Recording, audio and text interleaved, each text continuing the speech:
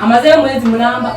Addukidde ku poliisi ye Hajara Namuli omutuuze w'Eruweero era nga gy'avudde okugenda Rutente mu Lukaya Town Council Kalungu n'omulambo gwa muwala we amannya agasirikiddwa. Bamukubidde essimu ne bamugamba omwana we akoze eki afudde ono amaze okubika ono n'agibaka n'angamba gwe yitawo ono ne mayitiyo bali mukikola n'essuuka tezikola tezimala n'engamba bannange omwana wange afudde ki. Kidiridde okumukubira essimu ng'emutegeeza nti muwala wono afiiridde mu ssabo lya Shamimu Namata bajje yamutwala okujjanjabibwa. Omugenzi ngenda bugenzi ku poliisi wakati ewaka abantu gye bali batudde balinda mayiti. Poliisi y'e Lukaya ng'ekulembeddwa omu ku bambega baayo Julius Wabyona ekutte Namata n'ategeeza nti omuwala ono abadde akyali mulamu era n'abalagirira eddwaliro ezzungu gye yatwaliddwa afune obujjanjabi bw'omusujja. Amazzi gaabwe gakoze ekika gamuwedde.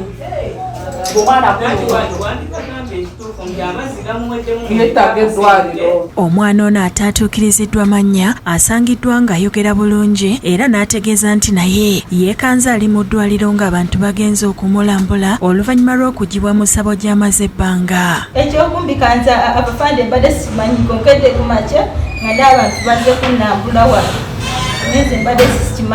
Maama w'omwana ono alumiriza bba Richard Ssebunya era nga naye poliisi emuyiga oluvannyuma lw'okwemulula n'abulawo nti abadde nga yeekobana n'omusamize Namata ne bamufera ensimbi obukadde obusoba mu bubiri z'abadde nga baweereza nti bakwate ebigambibwa okuba amayembe aganuuna omusaayi mu mwana. Ne mutwala ebugwa namukala talina bulwadde buki buzungu ngamba ye bannange nkoze ntya bba wange gwe nnina ewaka ye yali omwangu nti ntye mulwadde bulabika buki Buganda. Namuli annyonnyodde nti muwala wono olumbe lwamukwatira Kampala ku mulimu nti kyokka yali amutwala mu ddwaliro kitaawe Ssebunya n'alemerako nti amuddusa Kalungu bamukwateko amayembe era nti okuva olwo ogugwe gubadde nga gwakuweereza nsimbi nga tebamuganye yadde okukyalira ku mulwadde.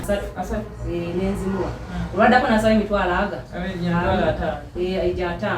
olwaddako n'angamba baagala emitwalo 15 kati obudde bukoze eki butabuzi. Omu ku babadde bawerekeddeko Namuli okunona omulambo naye alumiriza omusawo ono nti yatuuka n'okukaka omulwadde atunda ente ye aweeyo ensimbi ng'abaakakiiko k'ekyalo be baamulemesa. Kati akakiiko nga kateesangako kwaliko omukyala w'akakiiko nga bamuyita Nuriyati Namwanje ng'agamba tetukkiriza kuba mukyalo ono ssente tetumumanyi ku kiki ku kitundu. Namata bino byonna abyeganye n'ategeeza nti Namuli ne bba balina ensonga zaabwe ze bagezaako okumuyingizaamu. Mukama k'omumanyira w'omu ne taata w'omwana simanyi era muzayinjaga mukamutwala matute omuwala we namusanze wewaka. Poliisi bwekunyiza Namata ku kigendererwa eky'okubika omuntu omulamu agambye nti Ssebunya y'abadde emabega waabyo. Kati kuba bitidde ky'omwana waabwe taafaani sinnaba kubikako omuntu. Poliisi abakimanyi okwolesa false information otuulidde omusango bagenda okukyakinga onagaliddwa ng'okunoonya Ssebunya we kugenda mu maaso. Ssentebe wa EUSESOK Rutente Farouk Buyondo yeekokodde ebikolwa eby'obufere mu kitundu kyabwe n'asaba poliisi baneebavunaane. Ate n'abasawo nabo ne tubasaba nti oli bw'ajjanga mulwadde wa musujja leka kulowooza nti ojja mumuzza mu birala. John Bosco Seruwo yakusakidde eggulire lino.